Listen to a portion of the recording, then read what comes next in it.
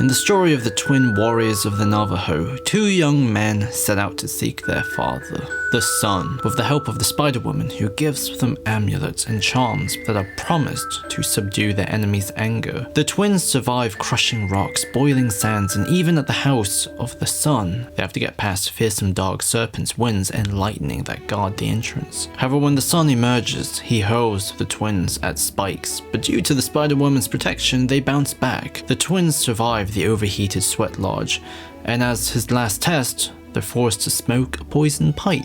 But a caterpillar presents them something to put in their mouths to block the smoke. Therefore, at last, the sun relents and admits that indeed he is their father. His children has won his confidence and respect. In the hero's journey, there's a stage called Atonement with the Father, which is when the hero must overcome or reconcile with a fearsome father god, someone who has the ultimate power over the hero, but if this power is taken, then the hero becomes seemingly omnipotent. Furthermore, in these stories, there's also protective, nurturing mother goddess figure who shields the hero from the wrath of the father and provides them with what's needed to face the father. If you're nothing without this suit, then you shouldn't have it. As a result, in these stories, the father represents the passage away from the comforting world of the nursery and into the world of adult responsibilities and manhood, because the role of the father is to shepherd the stage of growth. This has got me thinking, in MCU Spider-Man's journey, where does Tony fit in? Is he the father that needs to be faced with, or the mother who gives the hero? Either way, I really hope Robert Downey Jr. pays his taxes. I'm so confused right now, baby.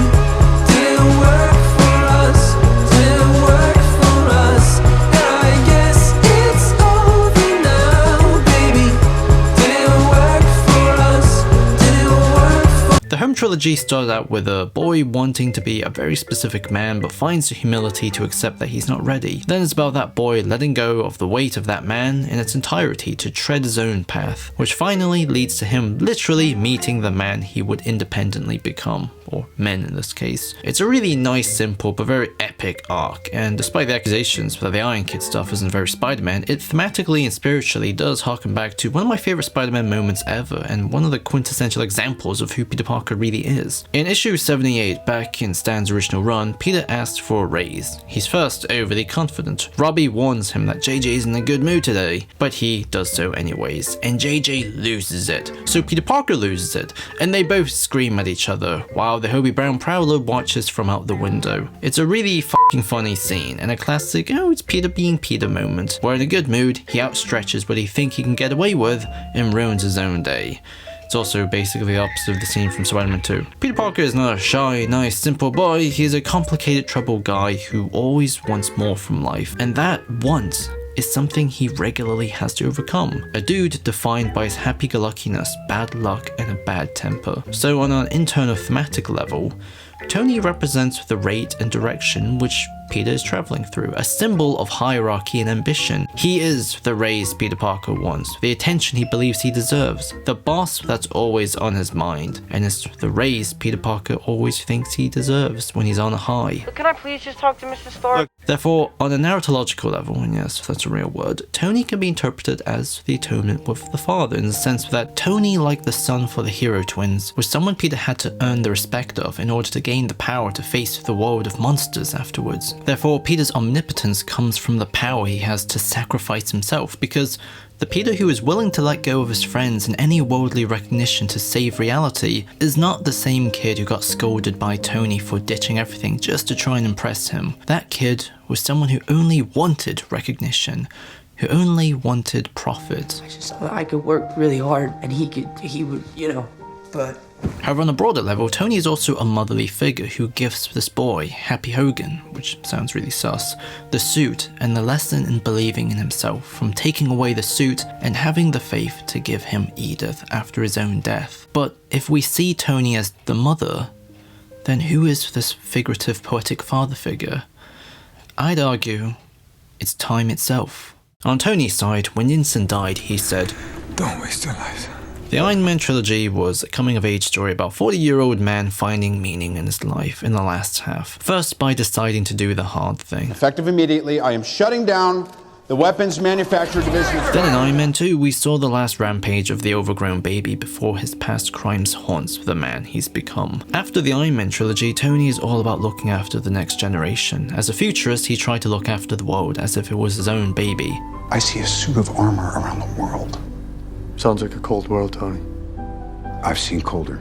He's then deeply obsessive over his regrets. Tony is an orphan trying to look after his children in order to make up for his lifelong series of mistakes and fill a part of himself that feels empty, which isn't truly reconciled yet until he meets with his own actual father again. What do you remember about your dad, huh? He was cold, he was calculating. He never told me he loved me, he never even told me he liked me. I tell you, that kid's not even here yet, and there's nothing I wouldn't do for him. Ironically, his father and time itself is his own atonement with the father. Tony always wanted the approval of a dead man and was always controlled by time. On Peter's side, as planted in Civil War, he is the ultimate manifestation of Tony's later want. He's introduced through a contrasting symmetry with Tony's introductory TED Talk. In both scenes, we see an old, weary man trying to get a smart kid to step up his game. But where one worries about school, the other worry about parties. Peter Parker is the kid Tony wished he was, the part of him he immediately wants to nurture as an act of correction for the wasted years of his own life. A deep need which was previously expressed by student funding and his need to act in Charlie Spencer's memory. As a result, this is the moment where Tony visibly sees himself not as the boy but as the parent and begins to adopt such role consciously. He is the protective, nurturing mother goddess figure who shields the hero from the wrath of the father being time itself.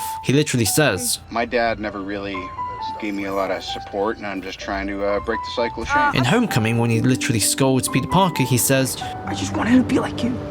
And I wanted you to be better. he doesn't want Peter to find meaning in life as late as him. They're both about wrestling with responsibility in the face of a future they're powerless to. In the Home trilogy, Tony's the father.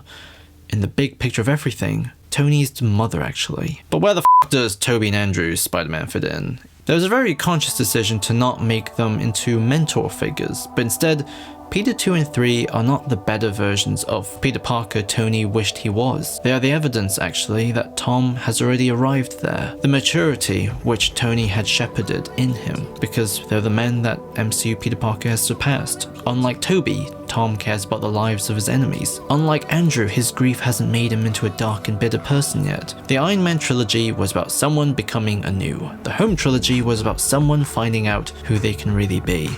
If we treat it as a 6-movie arc, there's great poetry to it, starting with a man selling weapons to kill people he doesn't know but are called his enemies, to ending with the legacy of a kid whose climactic act is saving people who are destined to be his. Tony's legacy is that he was the man Peter lived beyond, whose life began when it was half lived, while his protege is someone who began and carried on from that end. For the next Tony Stark, I choose you. I love the phrasing of that, because it's not for the new Tony Stark. Tony isn't looking for an heir or replacement, but a successor, someone who will eventually overshadow his own impact on the world, because he knows what took him 40 years to grow into, Peter only needed 16, so with a whole other life, Peter will exceed Tony's shadow. In No Way Home, this comes not from Peter Parker getting even more deserving recognition than Tony, but the opposite. He becomes totally anonymous. Tony's gift as a mother was the lesson that the measure of a man is not in the recognition one accumulates, but in their service for others, even if it means sacrificing it all in the dirt somewhere. Someone had power over Peter Parker's life, him wasting precious time in it, wanting someone else's approval, trapped by self-doubt, trapped by want. That was the father he confronted, with the help of Tony's gift.